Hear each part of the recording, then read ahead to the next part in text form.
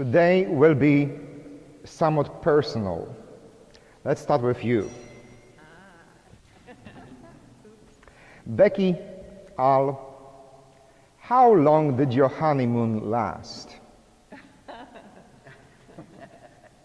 Till now. The right answer.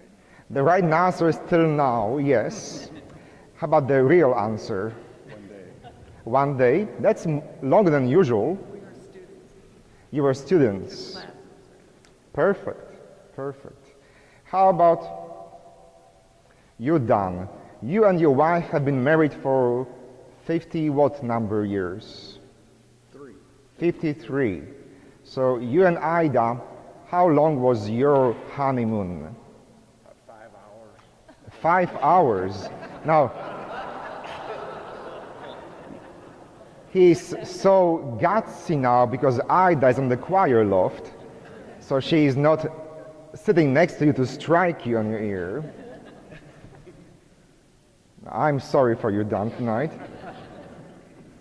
But the reality is that in any kind of relationship, honeymoon eventually ends. Now, this puppy kind of love, when your eyes are big and you have palpitations and your hands are sweaty, it does not last forever.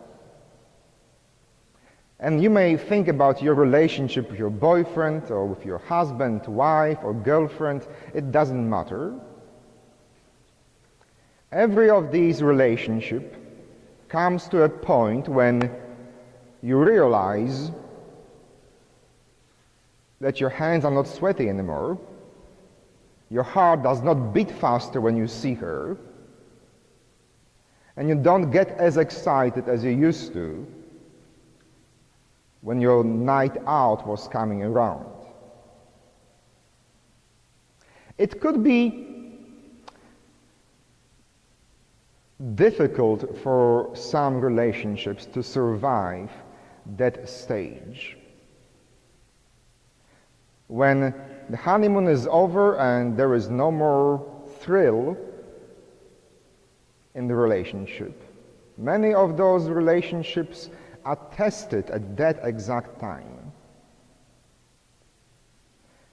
Perhaps it is necessary for our relationships to get tested that way, to move on from the infatuation stage to true love, to true self-giving level of love.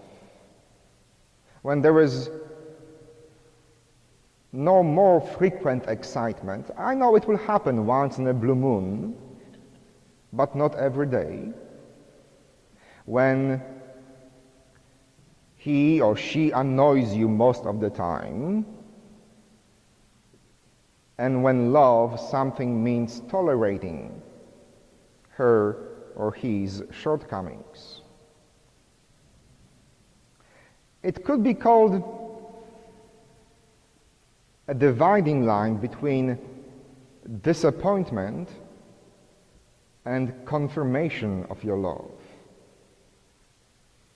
There is a time that you have to decide, is disappointment big enough to let go, or are his or her shortcomings empowering me to confirm my love for her or for him. And if you've been married for longer than 6 months, you should have experienced of what I'm talking about. I dare to think that St. John the Baptist is experiencing something very similar on the pages of today's Gospel. Remember, just a few days before, John the Baptist was pointing out to Jesus as he is the Messiah. He is the mightier than I. I am unworthy to untie his sandals. He is the Lamb of God. At that early point of their friendship, John the Baptist was certain that Jesus is the one. There was no doubt whatsoever. He is the one. Follow him, guys, not me. Forget about me. I'm unworthy. Look at Jesus. But then, Jesus moves on. John gets arrested, persecuted, and Jesus does not come with help. The one who was supposed to be Messiah does not come with vengeance, as the first reading claimed, or divine recompense. So John the Baptist has every reason to be disappointed.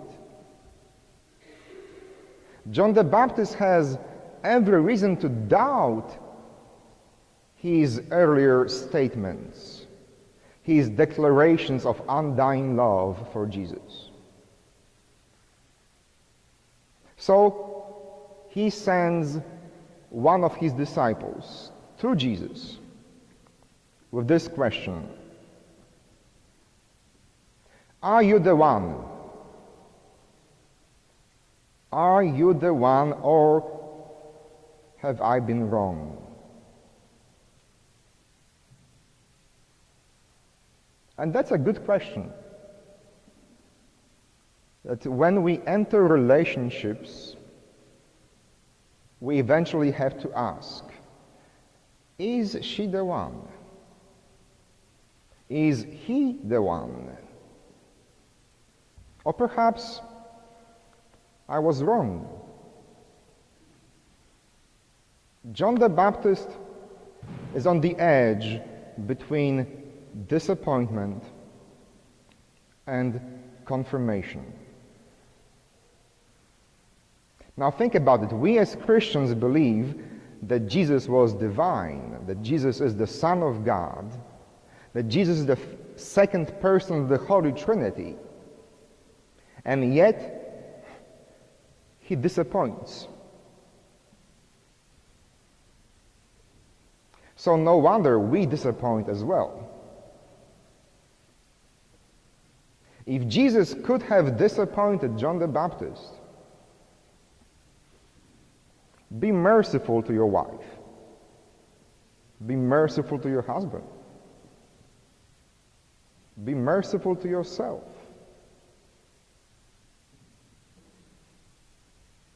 If Jesus, who is God, could disappoint John the Baptist, how much more can any one of us disappoint the people whom we love? You see, the part of Christian faith is a little tricky, because in the 4th century, it was officially declared that we Christians believe that Jesus is truly divine and at the same time 100% human. Jesus is not only God, but Jesus is also human, like you and me, which means that he had his shortcomings, that he could drive people crazy, that all those tiny details that initially made people think, oh, how cute, eventually led to say, I can't stand it anymore. That's what being human means.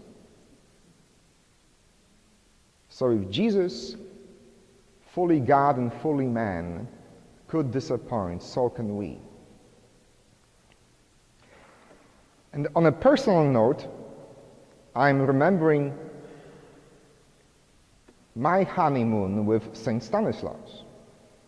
Remember December 24, 2005? Gosh, this was like an engagement party. Everybody was oh and ah. And so was I. But you know what? For love to be mature, you've got to move beyond the infatuation stage. And I think we have. So I love you as you are, with very few shortcomings that some of you may have. And those of you who come here every Sunday, I believe you do love me as I am, with many of my shortcomings. For trust me, there are many of them, and most of you know them personally. But some of those people who were engaged to me for the first 5 months or 5 years have decided that, you know what? He is not the one, because he is human. God bless them. As a community, as a parish, we are asking ourselves even more important question: which church or which organization will be the one for us? Will it be perhaps Ecumenical Catholic Communion with Bishop Peter? Will it be Episcopal Diocese? Will it be some other body, perhaps Polish National Church? And we've got to do this as mature people. I don't know about you, but every time we have a bishop, I'm falling in love with what he says. Because they all say the right things. They all ask you out for a dinner. But then we have to move on beyond the, oh, how sweet and cute that church sounds to be, to, is this relationship going to make me a better person? Or when I get to the point of division between disappointment and confirmation, will I be able to choose confirmation in this particular community? There is a time in every relationship, in your relationship with your spouse, with your church, with your parish, with yourself, that you find out that that person, that church, is only human. If Jesus was judged by St. John the Baptist as able to disappoint, so your husband can disappoint you, your wife can disappoint you, your church, your pastor can disappoint you. But once you truly love and you confirm that relationship, it becomes better. It becomes an adult relationship with patience, with forgiveness, with truly unconditional love. And this is what St. James advises us in the second reading today. St. James said, be patient, people. Be patient. Don't judge each other harshly, so you won't be judged. You are only humans. So as you think of your husband, as you think of your wife, of your partner, of your pastor, of your parish, remember, she, he, they are only human, and so are you. So be patient.